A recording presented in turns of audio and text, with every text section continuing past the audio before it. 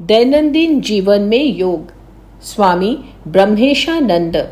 पंचदश अध्याय, दैनंदिन जीवन में योग। पातंजल योग सूत्र आदर्शों, मूल्यों तथा सद्गुणों का भंडार है। वहाँ जिन सद्गुणों का उल्लेख है उन्हें जीवन में उतारना चाहिए। इस लेख में उनमें से कुछ का विवेचन किया जा रहा है जिससे हम उनके व्यवहारिक पक्ष को समझ सकें और दैनंदिन जीवन में उतार सकें। इनमें पहले है क्रिया योग के सद्गुण। क्रिया योग, तप, स्वाध्याय और ईश्वर प्राणिधान को योग सूत्रों में क्रिया योग कहा गया है। ये केवल एक योगी के ही लिए नहीं बल्कि सभी के स्वस्थ जीवन के लिए अत्यंत आवश्यक है। तप शरीर को सम तथा स्वस्थ रखता है। स्वाध्याय हमारे मन और चिंतन को शुद्ध करता है तथा ईश्वर प्राणिधान हमारी भावनाओं को सुनियोजित करता है। वर्तमान काल में हम लोग धीरे धीरे अधिकाधिक आराम तलब हो गए हैं। योग के लिए आवश्यक साहस और श्रम का हम में अभाव हो गया है, इसलिए भी तप और तितिक्षा आवश्यक हो गए हैं। तितिक्षा या सहन शक्ति एक कवच के समान है जो बाहर से आने वाली और अंदर की मानसिक बाधाओं से हमारी रक्षा करती है। रक्षा तितिक्षा सदृशी मुमुक्षो न विद्यते पविना न विद्यते यानेव धीरा कवचीय विघ्नान् सर्वाम त्रीणीकृत्य जयंती मायाम। तप या तपस्या में हम स्वेच्छा से योजनाबद्ध रूप से कष्ट सहन करते हैं, जैसे उपवास करना, रात्रि जागरण, जमीन पर सोना इत्यादि। इनसे हमारी इच्छा शक्ति बढ़ती है तथा शरीर भी सक्षम होता है। ये प्रत्येक के दैनंदिन जीवन के अनिवार्य अंग होने चाहिए। हम विभिन्न प्रकार के प्रदूषणों से परिचित हैं। आजकल वातावरण तथा ध्वनि प्रदूषण के साथ ही साथ विचारों का भी प्रदूषण हो रहा है। हमारे समाचार पत्र अपराधों तथा भोग संबंधी समाचारों से भरे रहते हैं, अतः इन्हें क्राइम क्रॉनिकल्स की संज्ञा दी गई है। यही बात टीवी के साथ भी है। उसमें कितने प्रकार के अच्छे बुरे चित्र दिखते हैं और बीच बीच के विज्ञापन मन को चंचल बना देते हैं तथा एकाग्रता नष्ट हो जाती है। इसे इडियट बॉक्स कहा गया है। चाहे इलेक्ट्रॉनिक मीडिया हो या प्रिंट मीडिया, विशेषज्ञों के अनुसार दोनों ही रोग कारक हैं।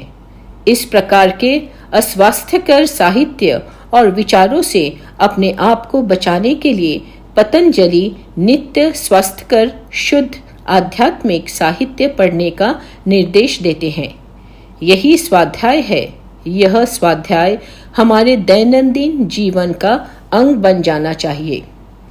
पतंजलि के अनुसार स्वस्थ जीवन के लिए तीसरा महत्वपूर्ण उपादान है ईश्वर प्राणिधान। इसे ईश्वर भक्ति, ईश्वर के प्रति समर्पण या शरणागति भी कहा जाता है। जीवन की घटनाओं के प्रति हमारी भावनात्मक प्रतिक्रिया प्रायः त्रुटिपूर्ण होती है।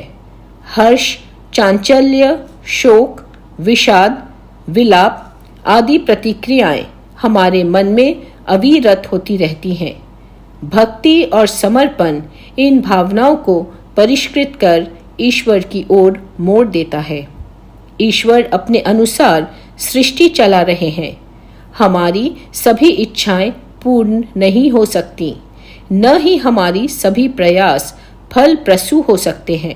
अतः शांति के साथ समर्पण के भाव से भावनात्मक चंचलता को दूर किया जा सकता है। आसन और प्राणायाम। योग के नाम से जो आसन और प्राणायाम आजकल प्रचलित हैं, वे केवल अष्टांग योग के 2 अंग ही हैं। केवल इन्हीं को योग समझना भूल होगी। आसन और प्राणायाम का उद्देश्य स्वस्थ, शांत और एकतान सुचारू रूप से शारीरिक गतिविधि करना है। क्योंकि वास्तविक गंभीर ध्यान और योग के उच्चतर सोपान इस प्रकार के सुसंयत शरीर के बिना नहीं हो सकते। इन्हें नियमित रूप से करना चाहिए तथा हमारे दैनंदिन जीवन के अंग बना लेना चाहिए। अभ्यास और वैराग्य। चित्त वृत्ति निरोध के लिए पतंजलि 2 उपायों का निर्देश करते हैं, अभ्यास और वैराग्य। अभ्यास दीर्घ काल तक निरंतर अर्थात बिना व्यवधान के उत्साह और स्फूर्ति के साथ, या शब्द में कहें तो पूर्ण उत्तरदायित्व के साथ करना चाहिए। प्रत्येक खिलाड़ी, चाहे वह धावक हो या जिम्नास्ट अथवा दक्ष संगीतज्ञ, सभी नियमित अभ्यास का महत्व जानते हैं। अभ्यास ही हमें कुशल बनाता है। अभ्यास से शारीरिक और मानसिक आदतें बनती हैं। इन्हीं अच्छी आदतों के समूह को चरित्र कहते हैं। इसीलिए अभ्यास इतना महत्वपूर्ण है। पतंजलि हमें यह बताना चाहते हैं कि योग केवल एकाग्रता ही नहीं बल्कि एक वज्र जैसे दृढ़ चरित्र का निर्माण भी है। शरीर को तथा मांसपेशियों को एक विशेष प्रकार से प्रशिक्षित करना आसान है, लेकिन मन को इस प्रकार से प्रशिक्षित करना ही वह सदा शुभ चिंतन करे बहुत कठिन है। मनुष्य में वे ही श्रेष्ठ हैं जो स्वप्न में भी कभी अशुभ नहीं सोचते। द्वितीय महत्वपूर्ण गुण है वैराग्य। आज के युग में सभी एकाग्रता और ध्यान सीखना चाहते हैं, लेकिन बहुत कम ही जानते हैं कि कुछ मात्रा में अनासक्ति और वैराग्य के बिना गहरा ध्यान असंभव है। राजर्षि भर्तृहरि के अनुसार संसार में वैराग्य को छोड़कर बाकी सभी वस्तुएं भय से आक्रांत हैं। वैराग्य का अर्थ संसार से विमुख होकर संन्यास लेना नहीं है। यह अनासक्ति की भावना है जो हमें जल में कमल पत्र के समान संसार में निर्लिप्त रहना सिखाती है। यदि कोई बिना इस अनासक्ति के एकाग्रता का अभ्यास करे तो वह पूरी तरह विफल होगा। यदि वह जबरदस्ती करने का प्रयत्न करे तो वह पागल भी हो सकता है। यदि वह कदाचित एकाग्रता लाभ कर भी ले तो उसकी सभी बुरी प्रवृत्तियां प्रबल हो जाएंगी। वैराग्य के अभाव में एक बहुत बड़ी मात्रा में विश्व शक्ति विनाशकारक और स्वार्थ जनित कार्यों में व्यय हो रही है। रावण और बाणासुर भी एकाग्रता संपन्न योगी थे। आज के शातिर अपराधी भी बहुत एकाग्र होते हैं। शायद उनमें से कुछ योग का भी अभ्यास करते हों। जब किसी ने स्वामी यतीश्वरानंद जी से शिकायत की कि मन शुद्ध न होने के कारण वह मन को एकाग्र नहीं कर पा रहा है, तो महाराज ने उत्तर दिया कि यह अच्छा ही है कि तुम्हें एकाग्रता नहीं हो रही है।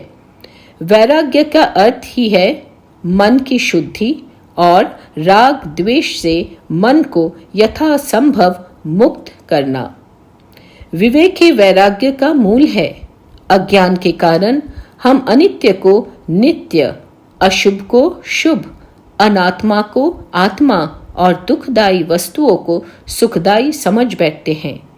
अज्ञान को विवेक से नष्ट करना चाहिए और तभी मन नित्य वस्तु आत्मस्वरूप में स्थिर हो पाएगा। विवेक चूड़ामणि और वैराग्य शतकम जैसे ग्रंथों में विवेक और वैराग्य का विस्तार से विवेचन किया गया है। अभ्यास और वैराग्य को हमारे दैनंदिन जीवन के अभिन्न अंग बना लेना चाहिए। क्लिष्ट और अक्लिष्ट वृत्तियां। दैनंदिन जीवन में मन में उठने वाली वृत्तियों को समझने के लिए क्लेश को समझना आवश्यक है।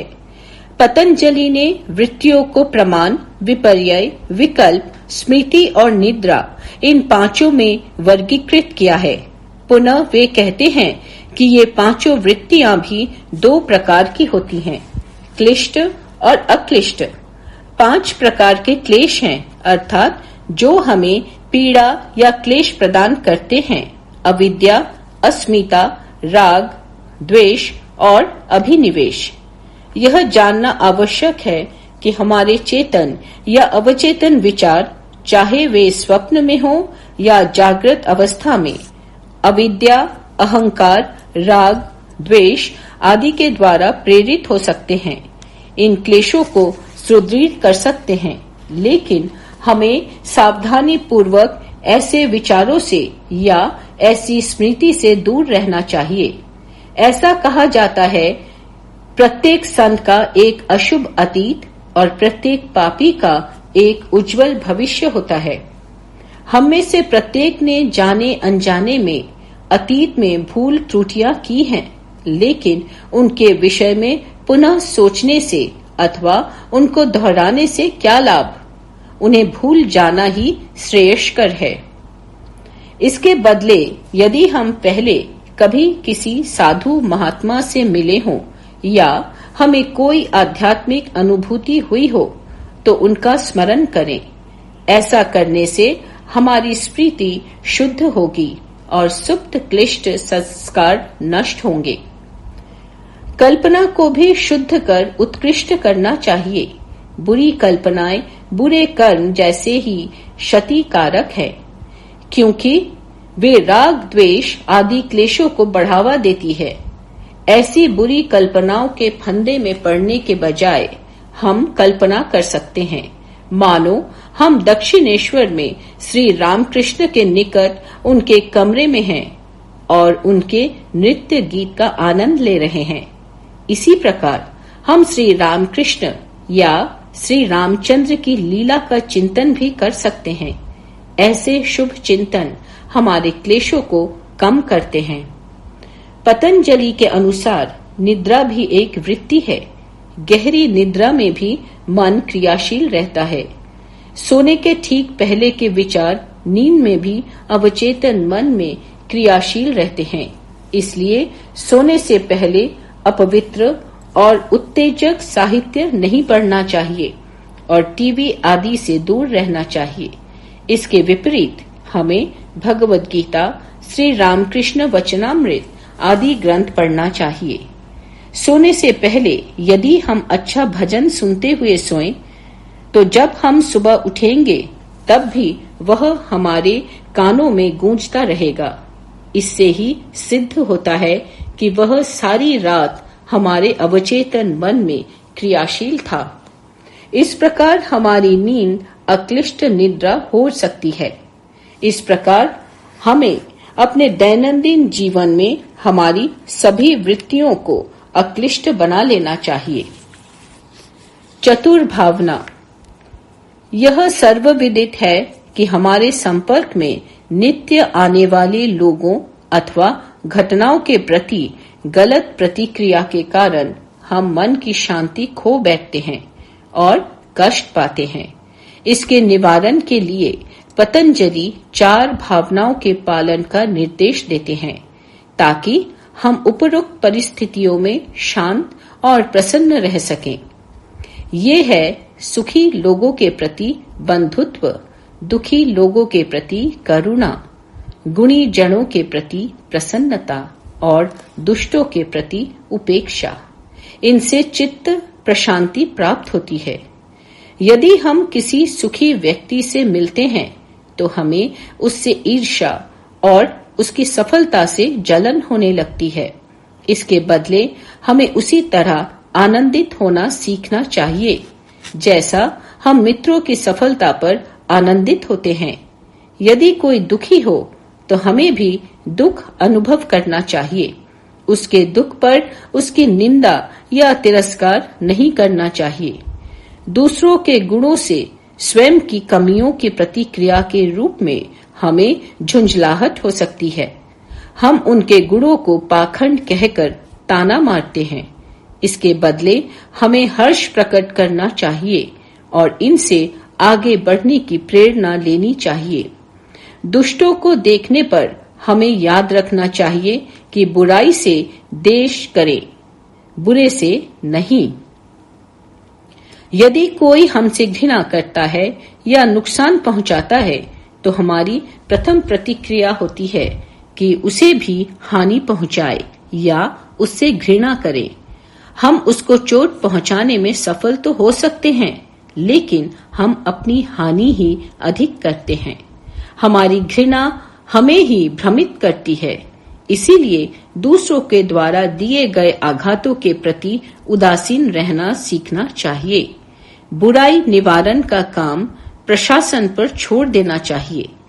इन चतुर भावनाओं को हमें अपने दैनंदिन चिंतन का अभिन्न अंग बना लेना चाहिए। जप और ध्यान। पतंजलि अपने योग सूत्रों के पहले अध्याय में ही कहते हैं कि ईश्वर के नाम का जप और उसके अर्थ के चिंतन के द्वारा मन को नियंत्रित और शांत किया जा सकता है। तज्जपः तदर्थ भावनम।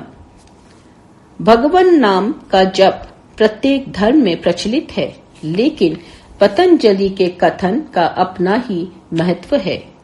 पतंजलि के योग सूत्र पूर्णतया वैज्ञानिक और युक्ति संगत है और इसमें अंधविश्वास से किसी मत या विचार को स्वीकार करने को नहीं कहा गया है।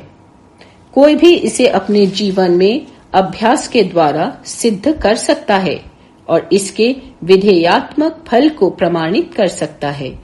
केवल यंत्र की तरह जप करना भी फलदायक है, क्योंकि यह मानसिक साम्य के लिए उपयोगी है।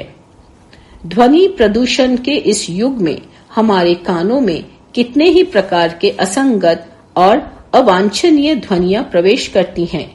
क्यों न कुछ मधुर लयबद्ध ईश्वर के नाम की ध्वनि हमारे मन में प्रवेश कराई जाए। यदि इसमें ध्यान को भी जोड़ दिया जाए तो इसका लाभ कई गुना अधिक होता है। पतंजलि एक दूसरा उपाय भी बताते हैं। ऐसे व्यक्ति का ध्यान जिसका चित्त राग द्वेष से पूर्णतया मुक्त हो। वीत राग विषयम वा चित्तम। हम जो सोचते हैं वही हो जाते हैं। यदि कोई अपराधी का चिंतन करेगा तो उस क्षण के लिए उसका मन आपराधिक मानसिकता वाला हो जाएगा। यदि हम 10 मिनट बुद्ध का ध्यान करें तो हम उन 10 मिनटों के लिए बुद्ध बन जाते हैं, और यदि ध्यान लंबा और गहरा हो तो हम बुद्ध सत्ता में अधिक समय तक रह पाते हैं। इस सूत्र में पतंजलि बीतराग चित्त के ध्यान का भी सुझाव देते हैं। इसका क्या अर्थ है? इसका अर्थ यह है कि हम भी वैसा ही अनुभव करें जैसा बुद्ध, ईशा या रामकृष्ण, जिनका हृदय राग द्वेष से विमुक्त था, अनुभव किया करते थे। यह उन महापुरुषों का स्वभाव था। यह मानो अपने मन को उनके पवित्र महान मन में रख देना, उसके साथ जोड़ देना। हम अपने को बुद्ध, ईसा या रामकृष्ण भी सोच सकते हैं। ऐसा करना अनुचित नहीं है। यह मनोवैज्ञानिक दृष्टि से युक्ति युक्त और सही अभ्यास है। उपसंहार। पतंजलि योग सूत्र मानवीय मूल्यों का खजाना है। मैंने केवल कुछ व्यवहारिक मूल्यों की ही चर्चा की है। मुझे विश्वास है कि पाठक और श्रोतागण अपनी दिनचर्या जैसे सुबह सूर्योदय से कम आधा घंटा पहले उठना, शौचादि के बाद ध्यान, तत्पश्चात आसन प्राणायाम पर दिनचर्या को नियमित करेंगे। कुछ शाम को भी ध्यान कर सकते हैं। खाने पीने में और शारीरिक और मानसिक गतिविधियों में मध्य पंथा अवलंबन, शुचिता का विशेष ख्याल और नियमबद्धता स्वस्थ जीवन के अंग हैं। लेकिन यही काफी नहीं है। यम और नियम का भी दैनंदिन जीवन में पालन करना चाहिए। यही समस्त सामाजिक नैतिकता और व्यक्तिगत सदाचार के मूल हैं। हमने सत्य, अहिंसा, अस्तेय, अपरिग्रह आदि 5 यमों पर चर्चा की है। इसके अतिरिक्त संतोष, पवित्रता, संवेग, आसन, प्राणायाम, प्रत्याहार के व्यवहारिक पक्षों का थोड़ा बहुत उल्लेख किया है।